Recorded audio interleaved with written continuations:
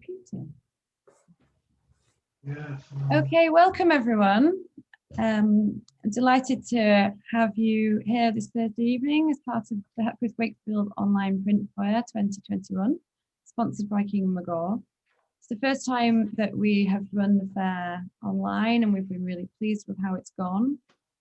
This is the final week and it ends on Sunday. So if you haven't been able to browse the fair and the pages so far, then please do. We are obviously closed at the moment as a gallery. We aim to reopen on the 21st of May with our 10th anniversary exhibition, Barbara Hepworth Art and Life. And for anyone who lives locally to the gallery, the gardens are open, as is the Hepworth Wakefield Garden Cafe. So we hope you can visit us if you're able to. So we're delighted to have modern contemporary art with us today. Jackie Serafopoulos, who runs the gallery, and Martyn Brewster and Peter Davies, two artists represented by the gallery, who are going to be in conversation with me today.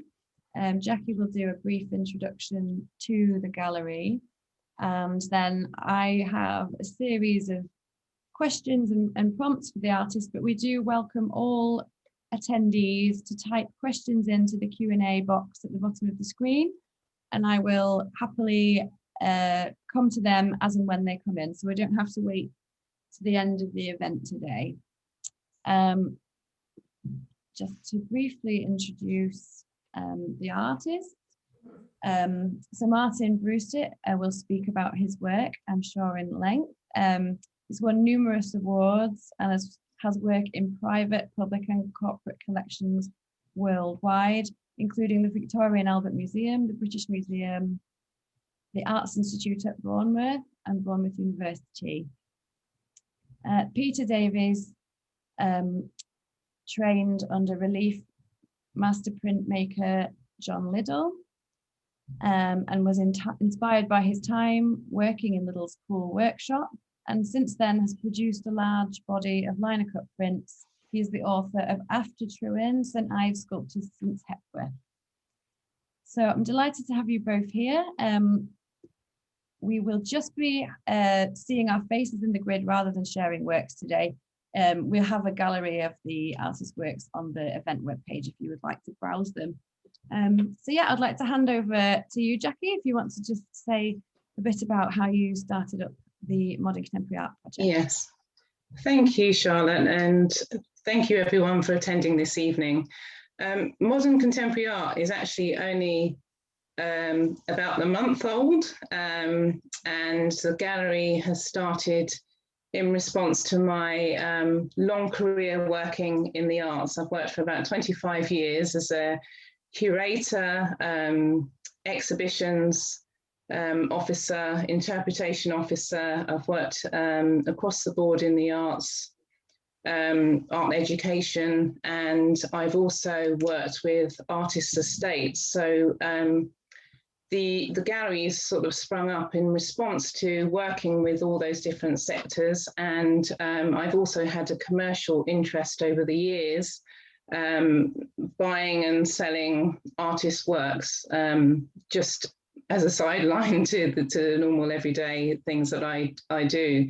So I've worked with the George Dannett Trust for nearly 20 years, managing their art collection and looking after it. I'm the creative and operations director for the trust. And because my job involves buying and selling, well, selling their artworks, I've also taken an interest in acquiring works myself. So I have a collection myself. But I also, because of my exhibitions hat and my art education hat, I've been able to work with many artists and galleries. So I've now started this modern contemporary art as a response to that, and I'm working with commercial galleries who want to consign their work to me, with artists such as Martyn and Peter, who I've known for a long time through exhibiting their work and writing for them and doing various projects with them. And also in response to collectors who want to have used me at times to actually sell their work or want to buy their work. So yeah, so it's a completely brand new sort of enterprise, launched in time for Hepworth Wakefield Art Fair, and very happy to be a part of the fair. Got exciting news this week, because the gallery's been signed up for Artsy, so you can find us on Artsy in the next couple of weeks as well. So yeah, it's a really exciting time for us. So thank you for having us here. Thank you. Well, we're delighted to have you as part of the fair, and especially as such a new project. So yeah, thank you for being part of it. Okay. So I'm going to pose the first discussion point for Martyn and Peter. Feel free to be as brief or go into as much detail as you would like, but obviously we have a limited amount of time overall. Perhaps I would like it if you could tell us both how you started out as printmakers. We'll start with Martyn and then go to Peter. Hi everyone. Well, I did a little bit on foundation, then I was at Brighton in the early 70s. I did a 3-year painting course, like a degree. When I finished that, I wasn't sure what to do exactly, but Brighton had a very good postgraduate printmaking set up there, and course works at MA now. There's a very big printmaking department there, and they offered me a place on that course. So I went straight from the 3-year painting into doing printmaking postgrad year. Did an awful lot of different things that year in all the different areas of printmaking: etching, relief printing, lithography, etc., silkscreen. Thoroughly enjoyed that. It was a real addition to my well, what I'd learned as a painter, but it meant I learned lots of technical stuff as well. And ever since then, I've made prints alongside my painting in different guises, and I've done a lot of printmaking teaching over the years. It gave me a lot of knowledge, which was very useful in my teaching career, actually. What about you, Peter? Well, I started printmaking under the direct and personal inspiration of John Liddell, who was a relief printmaker and teacher in Bournemouth and elsewhere, who founded Poole Printmakers. And you know, I'd long had association with Poole in Dorset because I lived there in the 70s, and my first sort of significant book was Art in Poole and Dorset, which mainly focused on Augustus John and Henry Lamb in the 20s. They were both living in Poole, who were obviously very significant British artists at that time. And then I sort of expanded the book, you know, to deal with nearer to today. I didn't know you then, Martyn, so to this day I've never yet written on you, but So I forgive you. But I would like to, and obviously I've written books on St. Ives as well. And also my art career, which has several hats. I mean, obviously I'm a writer on art, but even that subdivides into art critic, art journalist, art historian. You know, which of those am I? You know, a little bit of all.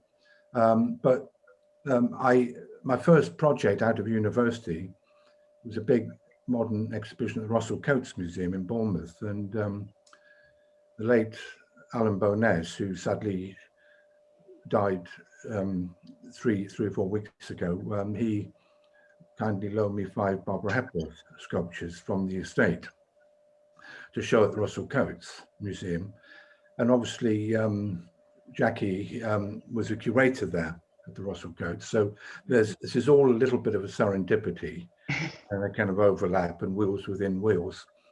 I'm probably rambling a bit, but I just want to emphasize that I've been a part-time curator, but an art critic, author, and then I started painting just as a natural desire, really, to, you know, because I've been writing on art and I'd studied art history in Norwich just before the Sainsbury Centre was built. I just was just an instinctive thing, you know. I just wanted to try painting, and I started from scratch really. Went to a lot of live drawing classes, which still I maintain is the most fundamental exercise for anybody. I mean, this business about doing a degree and going to art school, I mean, you know, if people can't because they can't afford it, or, you know, there's some reason that gets in the way, practical reason. I mean, just practicing drawing, you know, going to village halls, you know, going to private homes and just drawing from the figure. The more you do, the more your faculty for perceiving and articulating form grows. If you can draw the figure, you can draw anything. And I did a lot of life drawing down the years. And I made use of the Inner London Education Authority, you know, drawing classes at the London Institute. And then when I joined Bath Artist Studios, I was life drawing there for quite a few years. So my background is kind of a little bit diverse. And then having started painting, plein air painting, landscape, pretty much. I like painting observationally in front of the motif. And I'm chiefly interested in landscape, you know, with or without architecture. The printmaking sort of came because A, the inspiration of John Liddell in Poole, and B, because I felt it suited my style, which was, I mean, I'm not an expressionist like you, Martyn. I don't have that sort of free, gestural, spontaneous, painterly sort of style in the way I go about work. It's faithfully constructed, and it's almost sort of painted by numbers. It sounds very pedestrian, but, you know, lino cut, relief printing just suited that kind of mechanical approach to form articulation, if you like. And when I did actually start, you know, physically and practically start printmaking, I just fell in love with the medium. It just took me over. You know, the discipline of it, the, you know, the obstacles, you know, and I have done other forms of printmaking as well, you know, lithograph and screen printing, but it's the color reduction lino cut, which is my chief love. It's just the feel of it, and you know, relationship between, you know, it's almost halfway between painting and sculpture in a way. I mean, it's sculpture in the sense that you're cutting into a surface to create a relief, and it's painting in the sense that you're mixing oil-based ink, which is like oil paint, and spreading it with a roller over the cut lino block. So it really is halfway between sculpture and painting, if you like. That's a really interesting way to think about print as something that brings together other mediums and can be done by people who are either really, really finely trained in one specific medium of printmaking, or even one specific type of printmaking, but it's also accessible to people who might be coming in at it from a different angle. I wondered if you could tell me a bit more about Peter, you touched on it with the lino cut. Martyn, also, if you could tell me a bit more about the actual process for those of us who might not be printmakers or might not be familiar with the technical side. Like, how would you go about beginning a print right from maybe the drawings that you do at first and up until the final work? Well, I mean, I fell in love with printmaking by doing it very much that year, and subsequently in teaching it. And I worked across all printmaking areas, really. I mean, depending on the kind of work you do, particular print techniques are going to work better. So, for example, by the time I finished my painting, of course, I was making quite colourful, more abstract paintings, and I found silkscreen printing a way, a very positive and useful way of developing the kind of colour abstract work I did. But I think with printmaking, you like Peter mentioned, you very often fall in love with the process. I mean, I love all the different processes, not any particular one. I love silkscreen, I love etching, lino cutting, relief printing, etc. And I take a much more kind of experimental attitude towards printmaking. So rather than use it perhaps more like, I mean, I do use it to make editions of prints and, you know, multiple images of the same, like Peter does with his liner cuts, and of course I do that.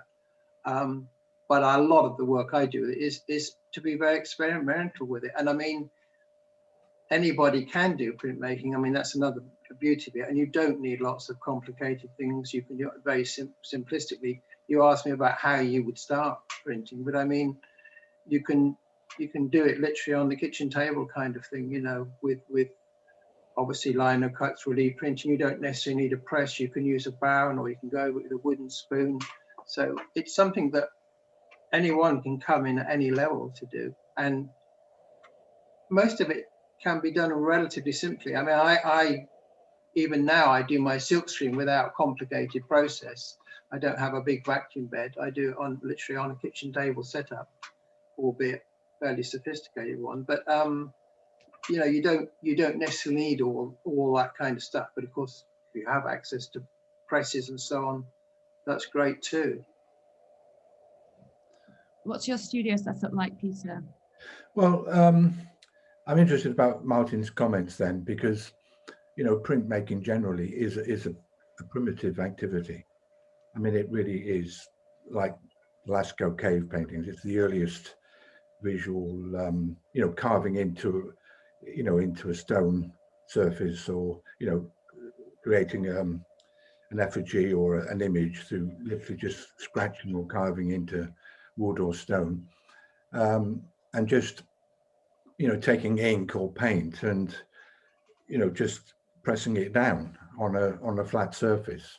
I mean, it's very primitive, and, you know, people can make prints from potato prints, or, you know, they can cut into any sort of flat surface, you know, to create the basic image, and then sort of just ink it and print it. And there's something very pleasurable about printing in that way, you know, because the image you're printing, you don't quite know what it is until, you know, on the Albion press, you know, which is a glorious machine.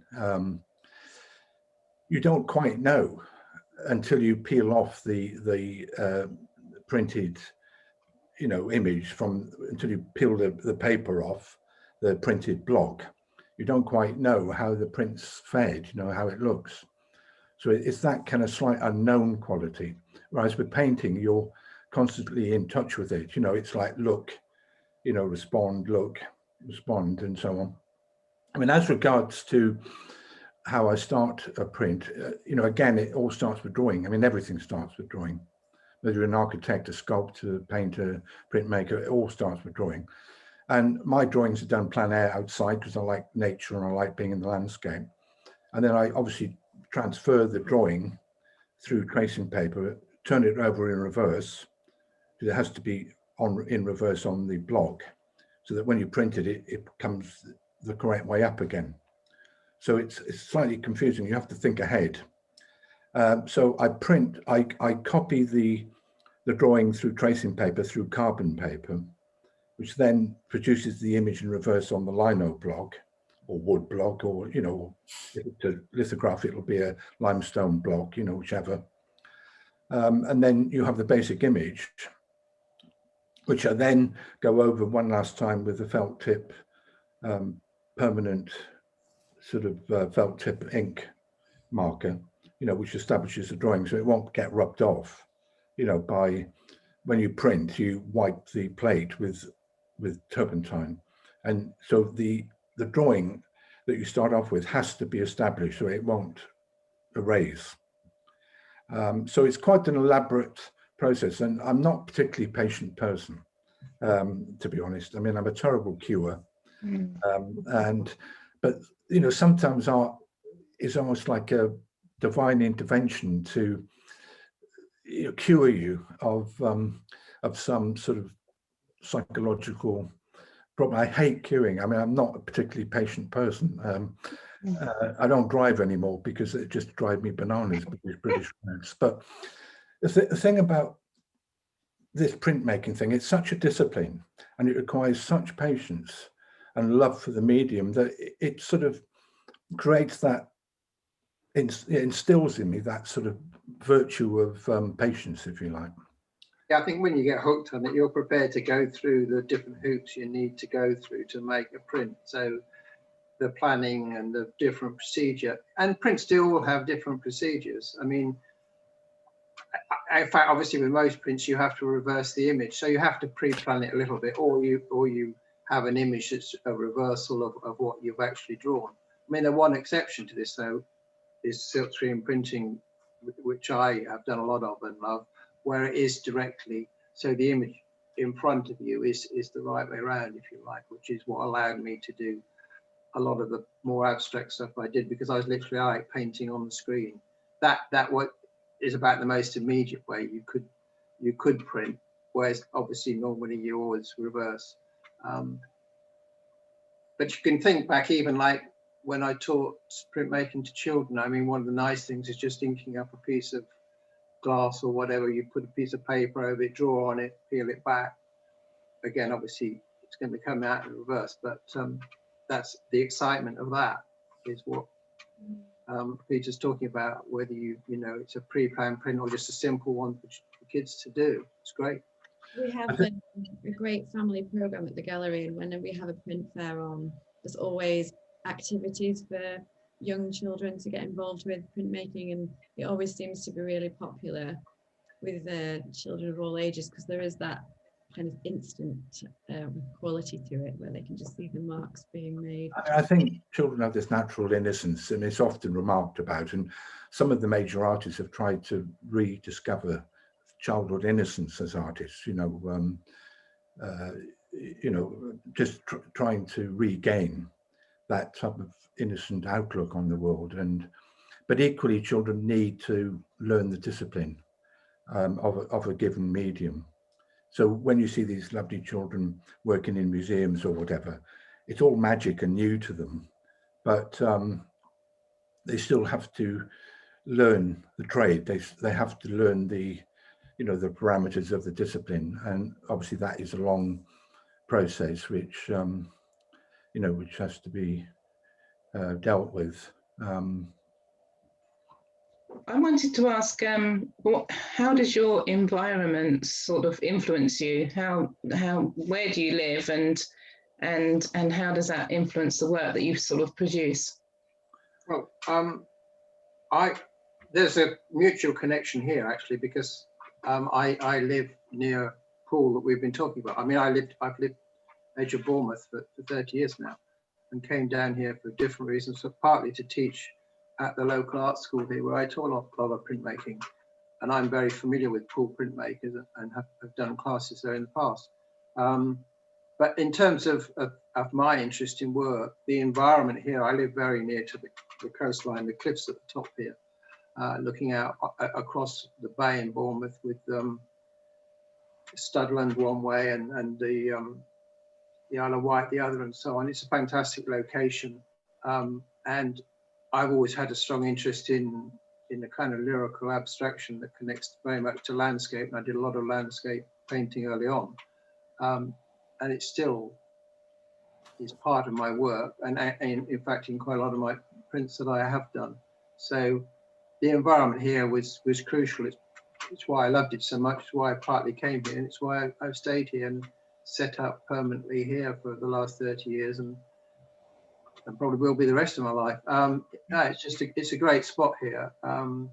Great landscape all around the sea, and there's also New Forest and so on. So that does creep into my work, and it's there. I can go out drawing on the cliffs when I fancy it, and elsewhere. So yeah, the environment is absolutely crucial. And also in southeast Dorset, there is an art scene. There's been some very good painters in Dorset, obviously, the subject of my book I'd written all those years ago. But unlike St. Ives, it hasn't been overrun, by sort of artists of previous and current generations that have kind of bought into this myth and legend of St. Ives. It hasn't been overdone, if you like. So there's a little bit more space, if you like, for individual integrity, if you like. And although having said very, linked, to certain St. Ives people like Scott, particularly William Scott, I think. But then, you know, a lot of people were influenced by Scott, you know, through de Stael, Nicholas de Stael.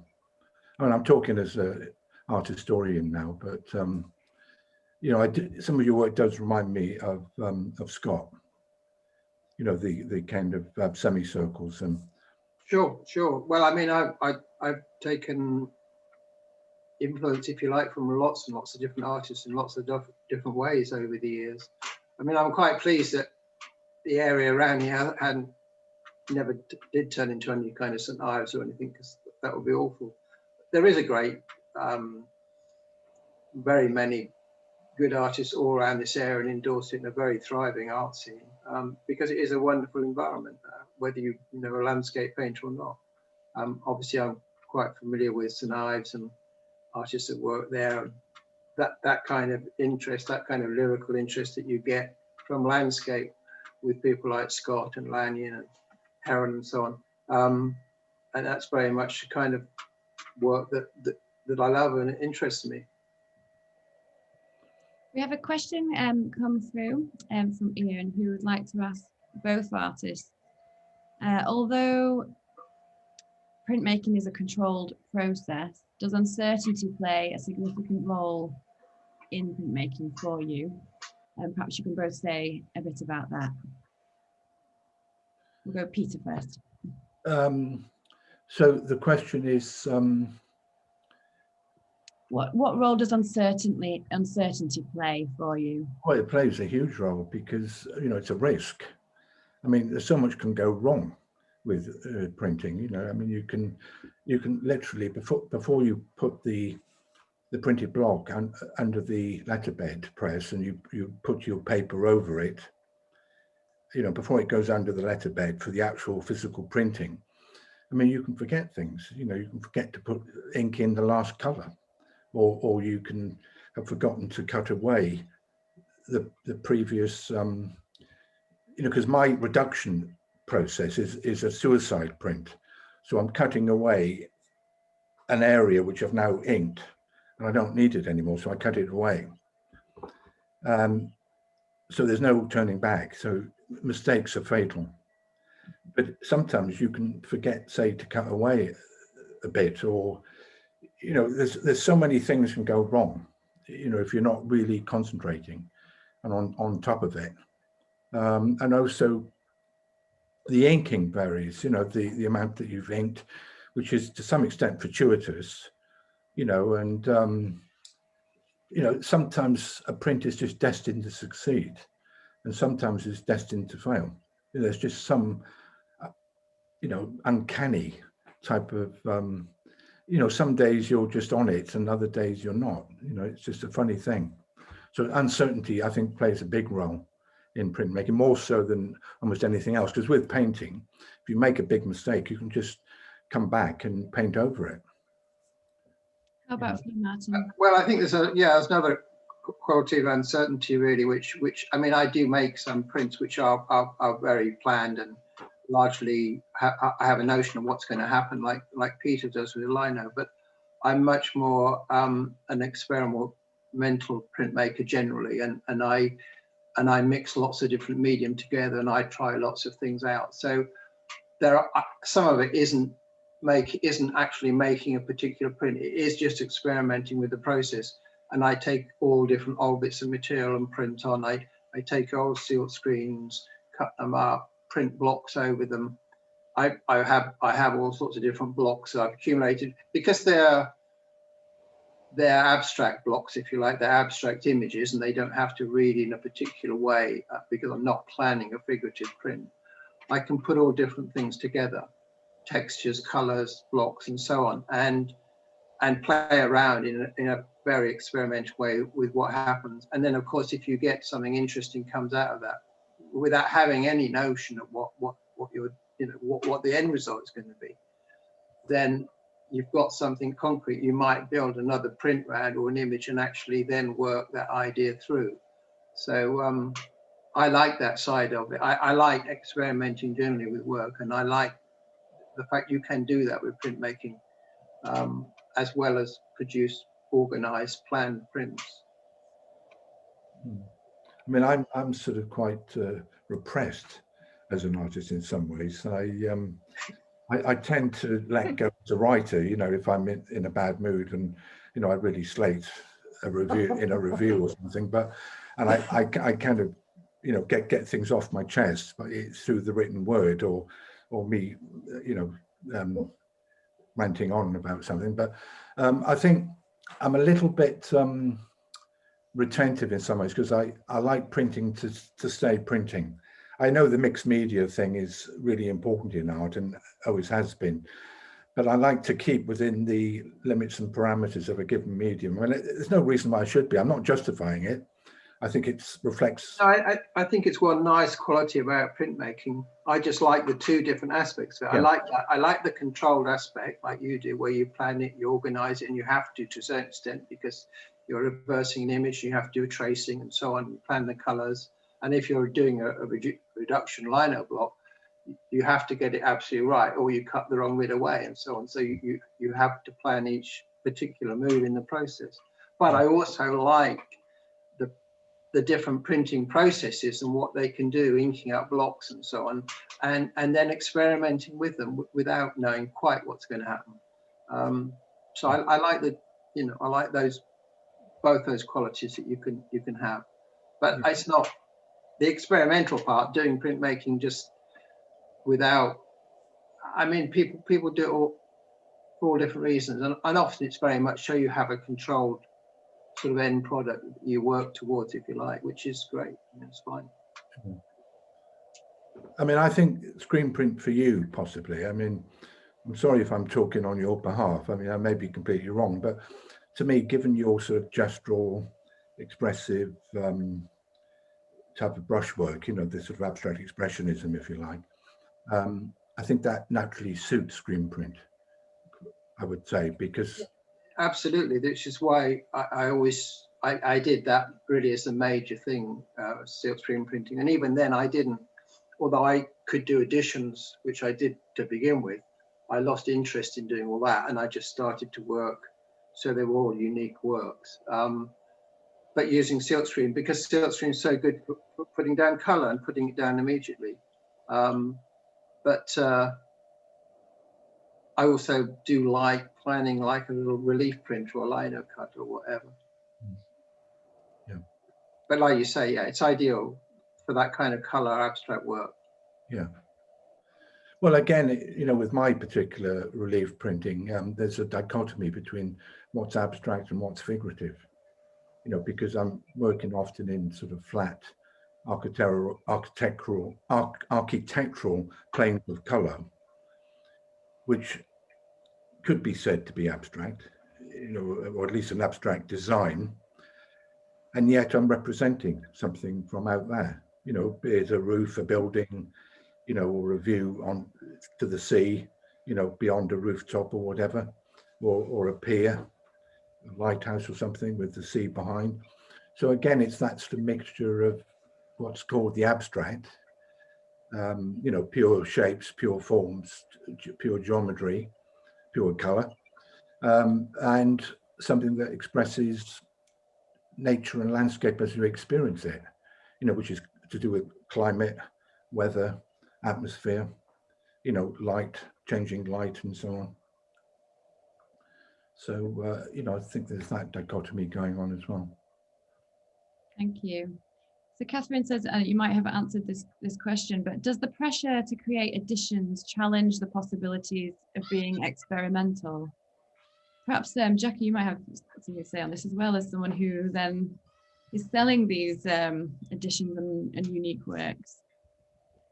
Well, I think that, well, it's an interesting question, but I'm not sure that it is particularly something that necessarily concerns the artist. It depends, you know, both of these artists are sort of working in their craft, in that I think that with Peter, he has naturally editions of his lino cuts are going to have editions, and Martyn with the silk screens, he will as well. and have sort of, it's obvious with monoprints, you're looking at work that is like an individual piece of work to sell. I think that as with anything, that it's I don't know. I think it's a difficult question to answer, because people will want editioned pieces of work from artists. They're more affordable. For example, if we're looking at an artist like Henry Moore, who I sometimes stock on my site, Henry Moore's work is not going to be accessible to many people, apart from the fact that there are works that are available in, in editions. So I think that does work. And also in terms of collecting, prints are a fantastic way of entering into the market of collecting work, because for many people, they can't afford works that are, if they're sort of entry-level collectors, or even if they are and they want to get comfortable with an artist's work, they won't necessarily start with a big piece, but they might start with getting comfortable with collecting a range of prints. And it's a good way to actually collect a range of artists by and understanding what you actually like as a collector, and exploring different people's work by actually collecting a range of prints. So I think whether you buy something that's singular, a singular work, or you buy something that is editioned, I don't think it really matters. I think the main thing for a collector is that you fall in love with a piece of work, and you want to have it there and you want to engage with it. So yeah, long answer to a short question. Yeah, I think for the artists, it all just depends on what your intentions are. I mean, you know, some artists are just making editions because they want to have a good image reproduced a number of times that they can sell. Some are experimenting much more, or you can do, you know, all the different things. It doesn't really matter. But what you do, it depends what your intention is, really. I mean, obviously, a lot of people make prints, so they, as Jackie said, you've got multiple images of something to do with your work that, you know, you can sell, perhaps much cheaper than a painting would be or whatever. But that's talking from a painter doing it. I mean, you know, you might be a printmaker doing it. So it just depends what your intentions are. So I'm just going to move on to the next question. You've touched on this already, both of you, but maybe you could both, just in a way that might help any emerging printmakers out there who are finding their way still, talk a little bit about how your work has changed over the years. Perhaps start with you, Peter. Well, it's become sort of less naive and stiff, and it's just assumed more authority. And, you know, the more drawing you do, and again, I come back to this fundamental of drawing, the more your work, it's not so much looseness and freedom, although that is part of it, but it's almost like the form gets stronger. You know, your grasp and psychoplastic grasp of form just gets stronger through experience and the application of drawing, of looking and articulated form, you know, through looking and observing. And I think, you know, the more one works at a certain medium, it's just the stronger you get, really. It's just the time and application and experience, I think, you know, that goes into it, you know, that results in the, you know, the kind of overall image, the composition, growing in sort of inherent strength, you know. And it's not so much necessarily a superficial stylistic change that's going on. It's just a kind of growing authority that's underlying everything, if you like. I mean, styles can change. I mean, an artist can suddenly, I mean, Victor Passmore, you know, just to put on my art historian hat again, in the late 40s, he just made this famous cutoff point and stopped painting in a kind of Euston Road, you know, Slade observational manner, you know, very atmospheric. the views of the Thames at Chiswick and that type of thing. And then he suddenly became a geometrical abstractionist, and then ultimately a constructivist, really radical, pure geometry. So, I mean, that's obviously a stylistic leap in the dark, from one mode to another. Normally it's more evolutionary than that, I think, with most artists. But as I say, this change I'm talking about, this growing authority and strength of form, strength of image in one's work, just comes through time, application, and experience, I think. Thank you. How about you, Martyn? Has your work undergone any radical changes, or? I don't think it's undergone sort of what you'd call radical changes. I haven't leapt from one thing to another. I think it's been a gradual evolution from, very much a sort of figurative expressionist, but early on into much more interest in a sort of lyrical abstraction, abstract expressionism, maybe that kind of thing. But I have so many multiple kind of interests in visual languages that I use, and I do, drawing and printmaking and painting, and I just let them feed into one another, and I'm always looking for something that's new and exciting for me, but it has to work, and that's, when you've been practicing a long time, that isn't always so easy.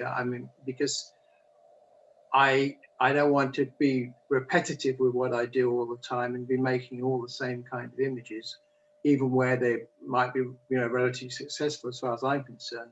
That would be tedious. So I'm looking for new things, which is why I kind of experiment quite a bit. But it's all within the same kind of area. I haven't, made radical leaps in terms of the subject matter or the interest, the things, the abstraction, the colour, the lyricism, the things related to landscape, the different processes we've been talking about with printmaking, drawing, which is, although, I do a lot of drawing in all different drawings on plein air outside, like Peter does, landscape, drawings in the studio, drawings from work, all sorts of things.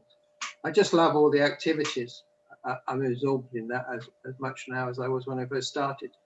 So I let the work kind of lead me partly, but I want it to excite me and be interesting and try and find new motifs and new things all the time.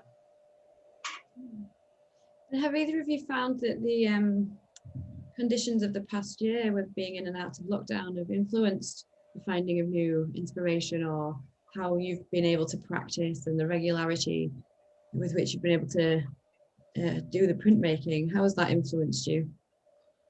Well, I haven't been able to do the printmaking. So you don't have a few I different... can't get down to the workshop, in Poole. It's simple as that. What I have been doing, however, is to prepare blocks. I've got a backlog of all different sized lino blocks that I've cut into and drawn out, obviously, and then cut. When I say cut into, I can cut away immediately the areas that are going to be white paper. So anything that's white in the finished image, I can cut away from word go.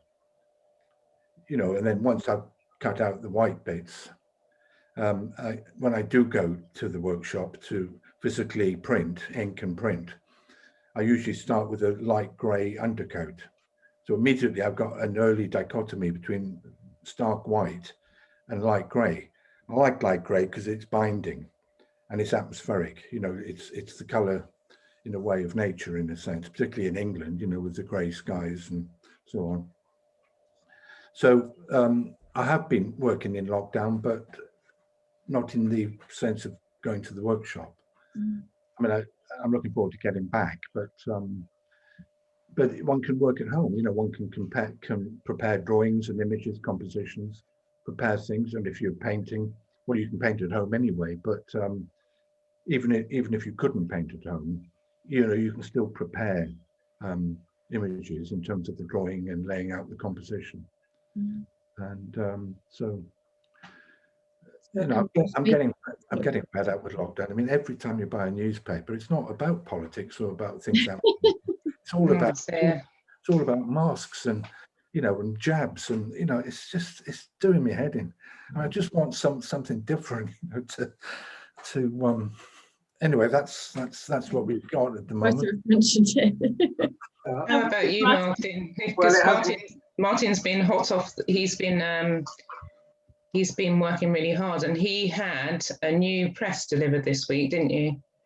Right. That's a quiet one, yeah. I'm telling No, the world. I've been okay, really. In the work sense, I've been okay. We won't talk about any other senses, but in the work sense, I've been okay because I've got a studio down the garden, so a big painting studio, so I can just go and paint, and I've been completely unaffected. I mean, the net result is I've just done lots more work than I would have done anyway, because you know there's precious little else to do. So I've been and in fact, because there's been so much time to do that and not just all the other distractions that one might have, every so often during this period, as a break from the painting and as a change, I've done some drawing and just some printmaking, because I've got a separate small printmaking area as well, with set up for doing things basically in the studio there. So it's work-wise, in terms of actually doing it, it's not been any problem at all. It's been great, but obviously in all the other respects, it's been difficult, but that's the same for all of us. Yeah, I'm very fortunate. I know there are artists, and Peter in that respect must be awful, and not being able to get to their studios. Others, you know, where they're painting studios in London and places separate from where they live, they haven't been able to get to studios. I'm not quite sure how I would have coped with that at all, quite frankly. That would have been awful. Thanks. And how, Peter, you mentioned wearing various different hats in the roles and the guises that you have, and Martyn, perhaps you can tell us the same for emerging printmakers who are trying to find their way whilst undertaking other, you know, jobs or commercial activity or teaching or whatever.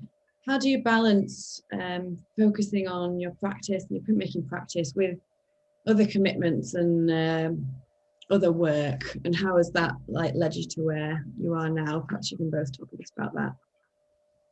Well, I mean, I just you know, one week or one day I'm writing. You know, I've just finished another book on a northern painter from Stoke, so I finished that during lockdown. Plus, I've been doing some reviews. All right, the shows haven't been happening so much, but I've done some book reviews, which means reading a book and then reviewing it and that type of thing. You know, so you know, I just think one can find ways of occupying oneself, you know, during these strange times.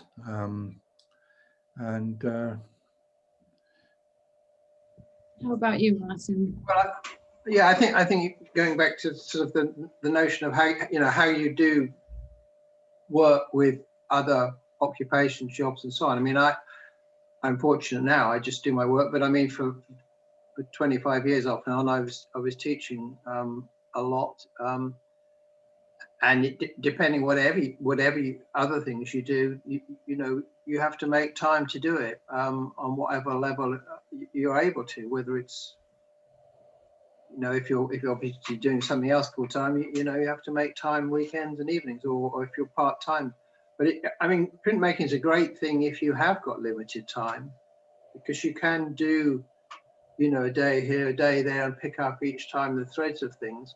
I think, and actually I can do that much easier with printmaking than I can with painting. I can't paint one day, not the next, and then want to pick it up and so on. I like the time to be consistent. I mean, obviously, if you've got to make time from other occupations and ways, then you just have to do it, and you do that just through the love of the thing, or you don't. It's as simple as that, really. But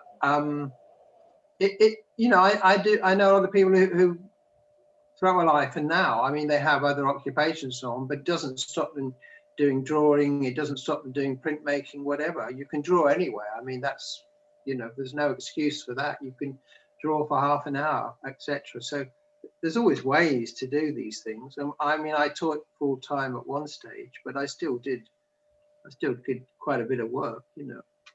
If you want to do it, you'll find a way to do it. Thanks. We've had a comment through from Anthony Cosgrove, just saying he visited a wonderful exhibition of German expressionist printers at the Lady Lever Art Gallery last year. Kathy Kolvitz is one of his favourite artists and thinks that Peter is an admirer of this type of work as well.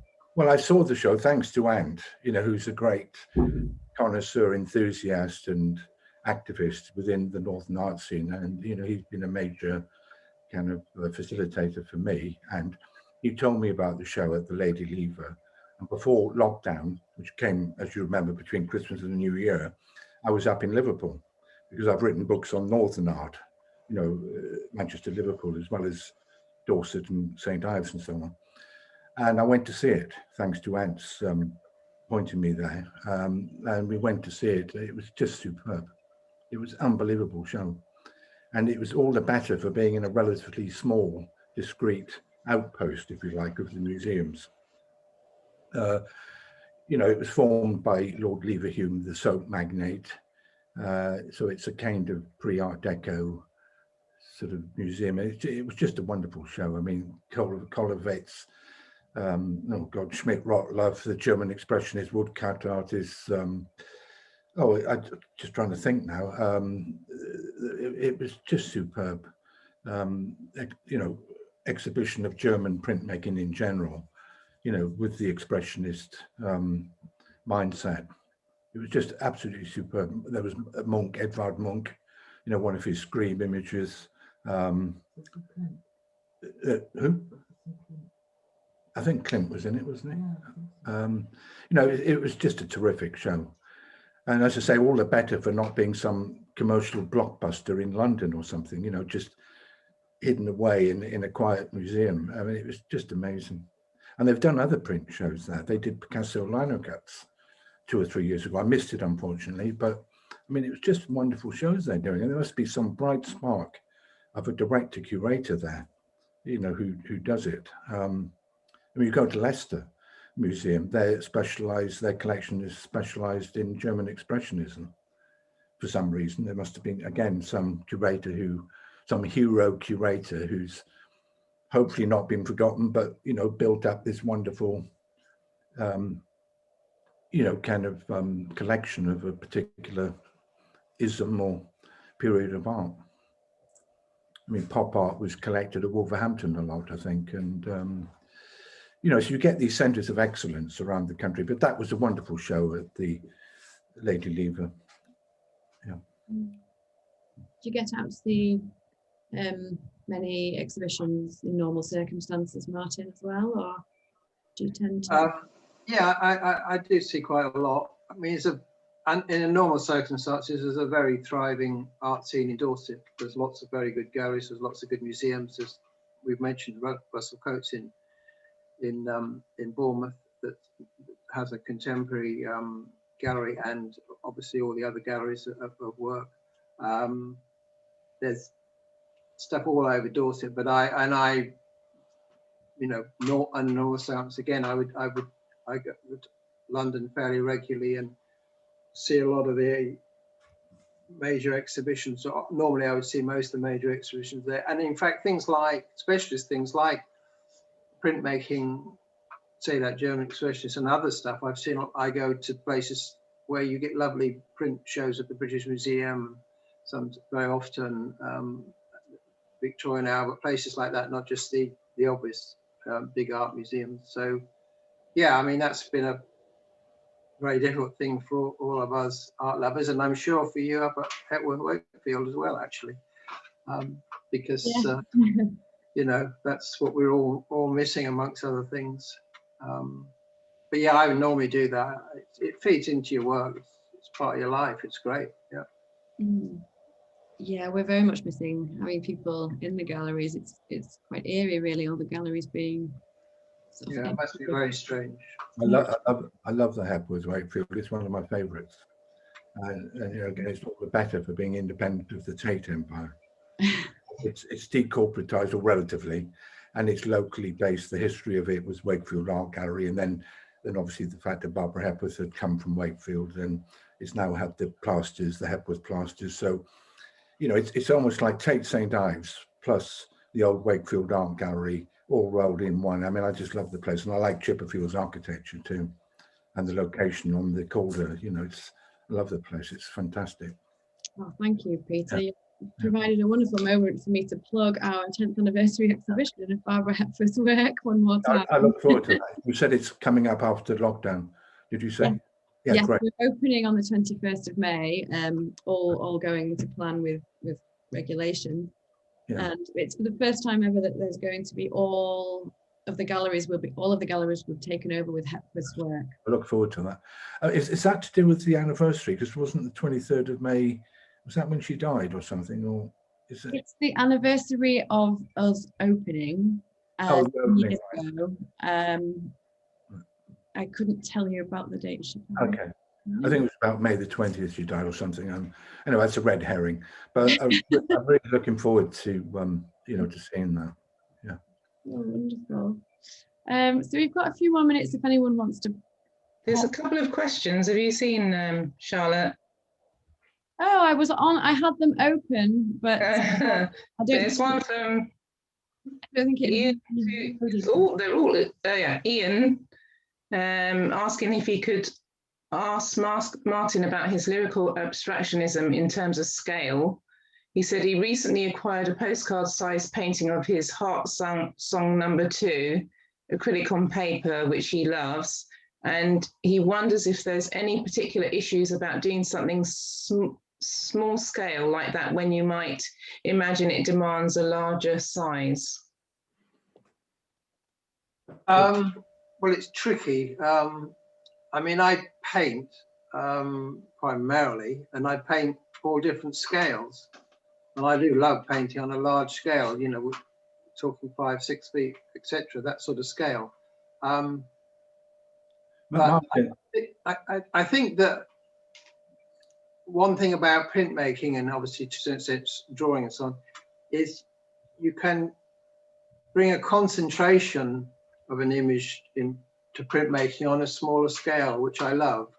I mean, obviously it's very difficult to do prints larger than sort of 2 or 3 feet square. But I think actually that's one of the disciplines. I think one of the disciplines of making a print where it is on that smaller scale, if you like a more intimate scale or whatever, and making that work is something I enjoy. And I think it can work, and I think that's fine. And I like to work on the different scales. I mean, I've got a tiny, I'm sorry to intercede. I've got a little tiny painting by you.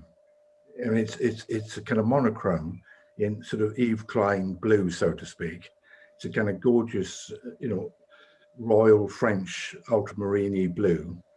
And it's monochrome and it's tiny. It's like, I swapped it with Paul Watts. He had it when he had Bournemouth Gallery.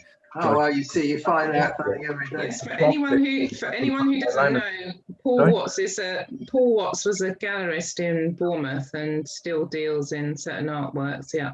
Yeah, and you know, I'd like Paul. I got on with him and showed with him, and he showed your work, Martyn, and other Bournemouth artists. You know, like Abby Kramer and you know, well, quite a lot of Dorset artists. He had this lovely little tiny painting of yours, and I've got it. You know, it's really nice, and it's tiny. You know, it's about, I don't know. Thank you. Yeah, no, I think you can work on these things on different scales, and obviously they operate differently. But you don't have to work necessarily on a very large scale. I mean, it's in some respects it's a real challenge to make that smaller thing work. And printmaking is an ideal way of dealing with it. But I think if you can make it's like the other things we were talking about, but I like that. I like the change of scale that making prints, drawings, bigger paintings allows me to do, really. Thank you. We have another question from Ian Mood for Peter. Peter, you mentioned printmaking is predominantly a reductive process, scratching into a plate to produce an image. Are there any examples of artists building up the surface of a plate to correct a mistake or edit an image like one would in a painting or sculpture? Well, I personally don't like, the printed surface to become too saturated or too thick, treacly. I quite like the sort of conservative inking in a way. I like graininess to create distance and atmospheric effect of distance.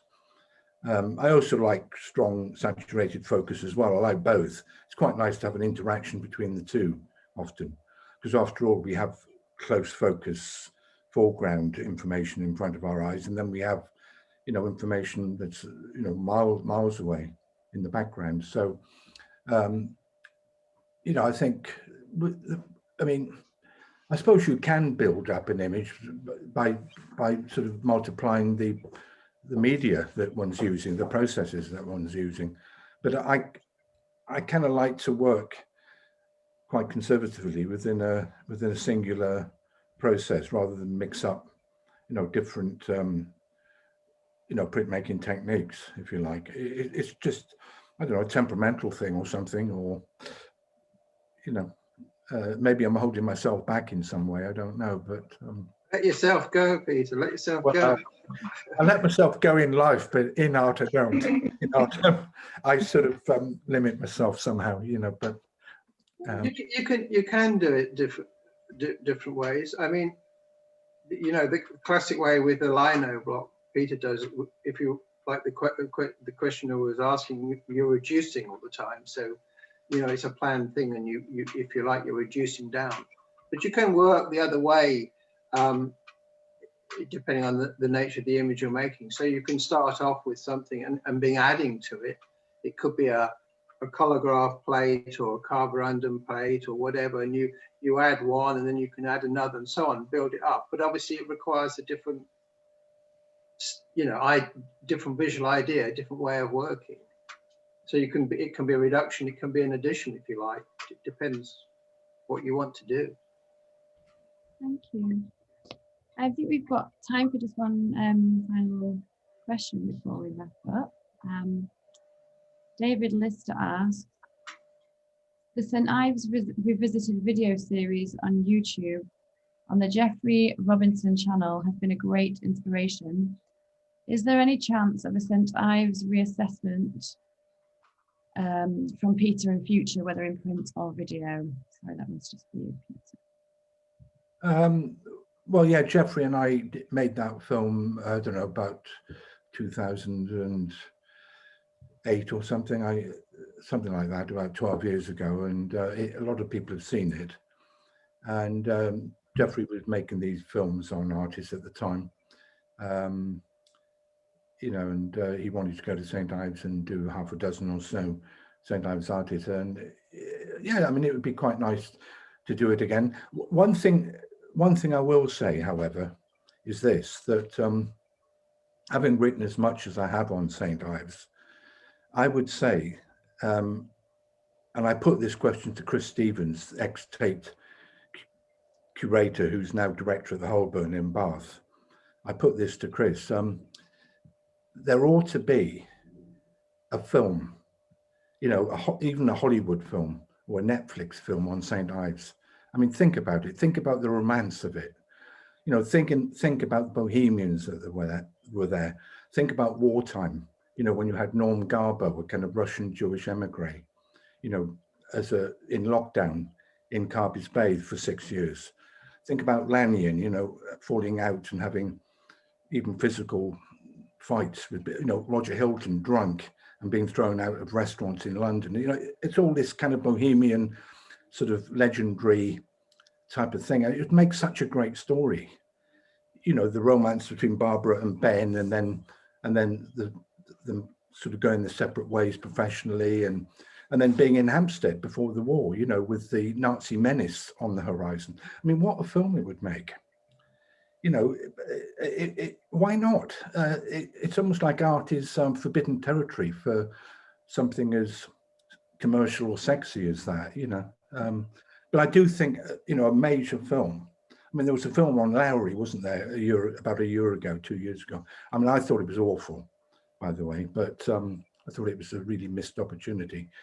But people tell me it was more of a kind of almost like a sort of single theme about his mother, relationship with his mother. And I mean, this would be a swashbuckling, kind of romantic outdoor Cornish sort of, film about this magical coming together of artists in Britain, refugees and, and the birth of abstraction and that type of thing. Never been a film. Nobody's ever even thought about it, except me. But I mean, I haven't got the means or the. You understand what I'm saying? But I'm saying this in response to the question about the little series of films we did on St. Ives artists, with Geoffrey Robinson. Well, if anyone's out there and a filmmaker or interested in filming films, and you heard it here first, contact Peter, and I'm sure we'll be happy to contribute as well. Yeah. More than happy to watch that myself. Yeah. So we are over time. We don't seem to have any more questions. So I think we'll wrap up here, but I just want to say a huge thank you to you both, Martyn and Peter, and to you, Jackie, for helping to put this together. Everybody, please do visit the Modern Contemporary Art page on our print fair web pages. The online shop is also open, the Hepworth Wakefield online shop, and we have lots of prints for sale on there as well, including Hepworth reproductions. If you have any further questions that come to mind afterwards, then do feel free to email and we will pass them on to the artists. But now I'd just like to say thank you and we'll wrap up. So thank you very much. Thank you. Yeah, Thank you so much. Thank you, Charlotte. Thank you. Take care, everyone. Thank you. Bye-bye. Jackie. Thanks, Jackie.